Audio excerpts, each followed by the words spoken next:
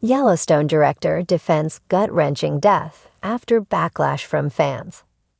Yellowstone's director Christina Voros has defended the show's recent controversial character death, following a wave of backlash from fans. In the latest episode, which aired on Sunday, December 1, beloved cowboy Colby Mayfield, played by Denna Richards, was killed in a sudden accident involving a rogue horse. This shocking death came just moments after he confessed his love to his girlfriend Teeter, Jen Landon, leaving both her and the audience heartbroken.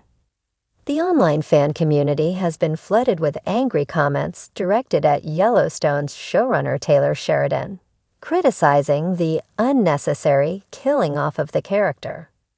For anyone who really understands the lifestyle of cowboys and working with animals and the risks of the job, and Rip Kohlhauser says it about himself, it's a dangerous job, and this kind of thing happens, and it happens in a split second, she told The Hollywood Reporter.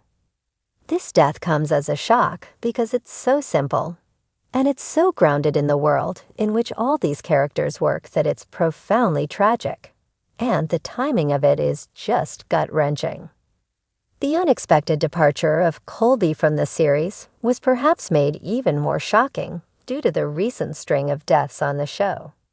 Yellowstone's much-anticipated second half of Season 5 opened with a bang, as family head honcho John Dutton, Kevin Costner, was assassinated. This shocking event left his children, Beth, Kelly Riley, Case, Luke Grimes, and Jamie, Wiz Bentley, to pick up the pieces. More shockwaves were sent through the show when Jamie's new partner in crime, Sarah Atwood, Dawn Olivieri, also fell victim to a hitman's bullet in another mind-blowing turn of events at the conclusion of episode 11. As the body count rises, many fans are starting to wonder if it's all becoming too much. However, gripping drama lovers will need to buckle up because whispers suggest there could be even more jaw-dropping developments in store for the last 2 episodes. One eagle-eyed fan on Reddit noted that a deep exchange between Case and his offspring Tate, Brecken Merrill, might just spell out doom, predicting another big character could bite the dust. Case and Tate talking about death has me thinking that was foreshadowing to Case's death. They ominously flagged up. Another viewer chimed in with their own sense of foreboding. That's what I'm starting to think too. They're offing characters like there is no tomorrow.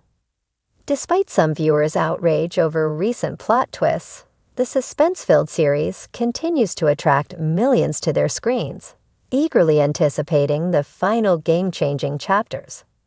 Yellowstone director defends gut-wrenching death amid fan backlash. It was necessary. The uproar began the moment the screen faded to black, leaving a silent void after one of the most shocking moments in Yellowstone history. Fans took to social media, forums, and even online petitions to express their outrage over the death of a beloved character. Amid the chaos, director and series co-creator Taylor Sheridan stepped into the spotlight to address the swirling storm of criticism. Sheridan, known for his unapologetic storytelling, sat down with a small group of reporters in a rustic conference room in Bozeman, Montana, where Yellowstone had filmed its most recent season. The walls were adorned with sepia-toned photographs of cowboys and wild horses, a fitting backdrop for the intense conversation ahead. We're not here to play it safe. Sheridan's demeanor was calm but resolute as he faced the first question about the decision to kill off a central character who had been with the show since its inception. "I get it," Sheridan said, his voice carrying the weight of someone who had thought long and hard about the fallout. "This character meant a lot to people. That's a testament to the incredible performance and the connection they built with the audience. But storytelling, real storytelling, isn't about comfort. It's about conflict, pain, and the truth of the human experience. And sometimes that truth is gut-wrenching." He leaned forward, hands clasped on the polished wooden table. If I only gave fans what they wanted, it wouldn't be Yellowstone. It'd be a Hallmark movie. The reporters chuckled nervously, but Sheridan's expression remained serious. The scene that changed everything. The death scene in question was an emotionally charged moment, set against the sweeping backdrop of the Montana wilderness. It was brutal, raw, and unflinching, a fitting end for a character who had lived a life of turmoil and defiance. It wasn't an easy decision, Sheridan admitted. We debated it in the writer's room for weeks. But ultimately, it came down to what the story demanded. This character's arc had reached its natural conclusion. To drag it out or give them a neat, tidy ending would have been a disservice to the story we're trying to tell. He paused, looking out the window at the distant mountains. And to be honest, I cried when we filmed that scene. The cast cried. The crew cried. It was one of the hardest days we've had on set. A mirror to life. Sheridan compared the controversial death to some of the most iconic and heart-wrenching moments in television history, like the demise of Ned Stark in Game of Thrones or the shocking deaths in The Sopranos.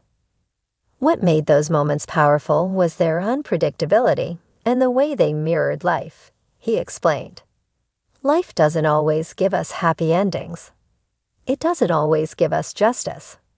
And on the Dutton Ranch, where power, greed, and survival collide, that reality is magnified tenfold. He continued, this death wasn't just for shock value. It had a ripple effect, a purpose. It will shape the decisions and relationships of the surviving characters in ways that will drive the rest of the series. Fan reactions, a double-edged sword. When asked about the backlash, Sheridan shrugged, a wry smile playing on his lips. Fans being upset means they care. It means we did our job. I'd be more worried if no one said anything at all. But he also acknowledged the intense emotional investment fans have in the show. People invite us into their homes week after week. They form attachments. And when we take something away, it feels personal. I understand that, and I respect it. To those calling for the character's return through a dream sequence or an implausible twist, Sheridan was unequivocal. No resurrections. That's not how we do things here. When someone's gone, they're gone.